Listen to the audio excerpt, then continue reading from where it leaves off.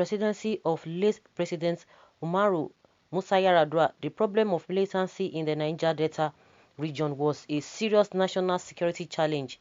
To solve it, Yar'Adua negotiated with the militants to surrender their weapons and be offered amnesty in return. With that bold and decisive action, militancy in the Niger Delta was solved, at least for a while. On Saturday, 6 February 2020, Daily Trust newspaper reported that Sheikh Ahmad Gumi is calling on the government to negotiate with bandits and offer them amnesty as Yar'Adua had granted the militants in the late 2000s. Not long ago, photos of Sheikh Ahmad Gumi and some of the bandits ravaging the north emerged. It was reported that the cleric had taken the initiative on his own to dialogue with the criminals and to urge them to abandon crime and embrace peace. Dialogue and granting of amnesty to the bandits will go a long way to solving banditry and kidnapping in the north. Nasir Rufai, the governor of Kaduna State, disagrees, saying, "Anybody that thinks a Fulani man that ventured into kidnapping for ransom would go back to his former life must be deceiving himself."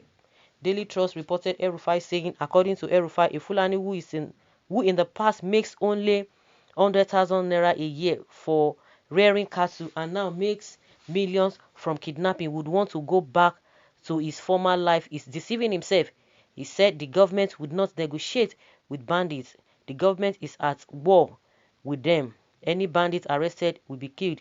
Daily Trust quoted ELRUFAI and said, Well, ELRUFAI said he has spoken to Sheikh Ahmad Gumi, who he refers to as a friend, that the Fulani bandits don't believe in religion and would not repent. He said he told the cleric that he doesn't believe in what Gumi is doing, especially by suggesting that government should dialogue with bandits and should forgive and compensate them. ELRUFAI, why should they bandits be compensated after killing people and destroying their houses? Okay, so they believe that that kind of a thing is happening there, but they are your people, and okay, it's okay with you, all of you can stay there, but they cannot take the same attitude all in the name of a grazing or rearing cow or cattle in another man's land, and they are doing the same thing, and you will expect the people, since you say you can't negotiate with them, then how do you expect where those S-men they do the same thing as well? Because it's just making life uncomfortable for the people, especially their host communities, and you expect them to keep quiet. In as much you are not from there, you have to go back, or you go to, you follow the rules and regulations in that place. In as much you are rejecting that kind of offer, so also people who are in their own places where your people are disturbing them, they have rights to tell them what they want. So you know that is how it is. Well, Your Excellency, I respect you for this. I don't know what the government should compensate the bandit for. The reason why President Yar'Adua for the militants in the Niger Delta was because the federal government used the oil from the south to develop other areas, while the Niger Delta was abandoned. So what has the government benefited from the bandits that they should be compensated? That's a good question. In as much that even the so-called whatever with the amnesty in the militant in the Niger Delta, of what benefit is it to those? I'm always asking those who are not the people who are being given amnesty, the rest people, what is their gain? Because at the end of the day, the development is not still there. The development is not still there. So just as they are just trying to settle few individuals, and the rest people, if you want to join them, maybe you include you, but it's not everybody that wants to live that kind of life. At the end of the day, you selected few people and give them money. The rest people are bound to the Philippines. The development is not still there. Every now and then, they are always giving threats. So the whole thing is just messy. It's just messy. Some of these religious leaders thought being bold to come across criminal could make them a mouthpiece. That is wrong assumption. Bandits are killers, while South militants are agitators. They have agenda. Bandits are criminals with faceless appearance and cowards in their mission.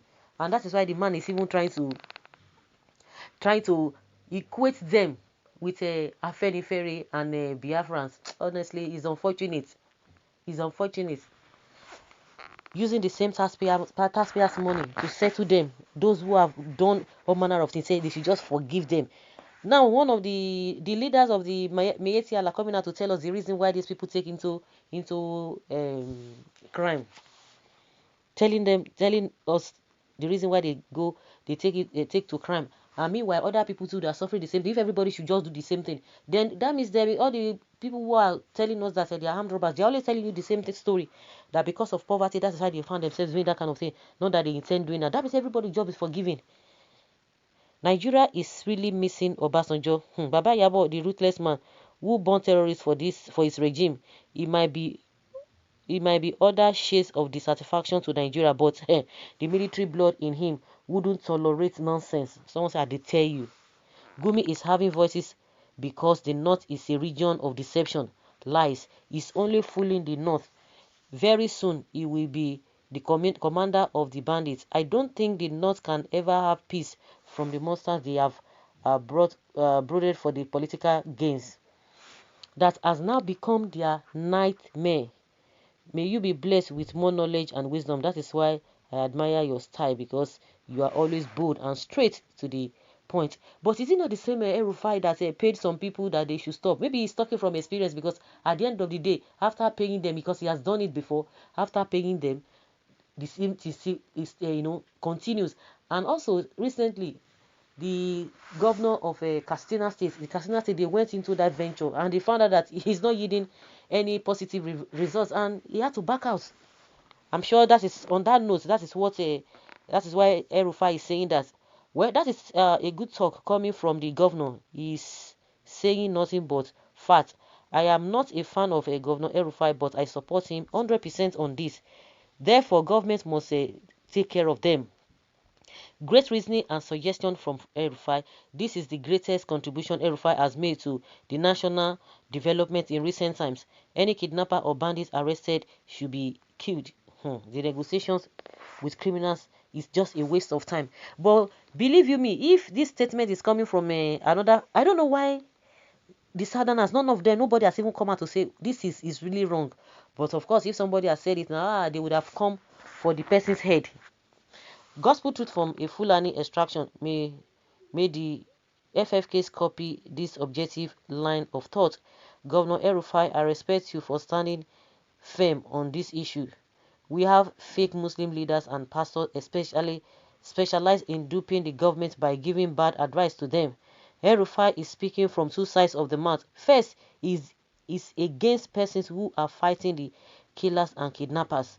Again, is against the kidnappers. Which one do we believe? Of course, just like I said, is it the same thing? The same way he's not happy with what Gumi said. Is the same way people from the south are not happy with the atrocities being committed by their people. Same Gumi that asks for death penalty for Igbo is asking for amnesty of bandits. First time ELRUFAI has said something reasonable. My goodness. So guys, let's hear your opinion and leave your comments below in the comment section.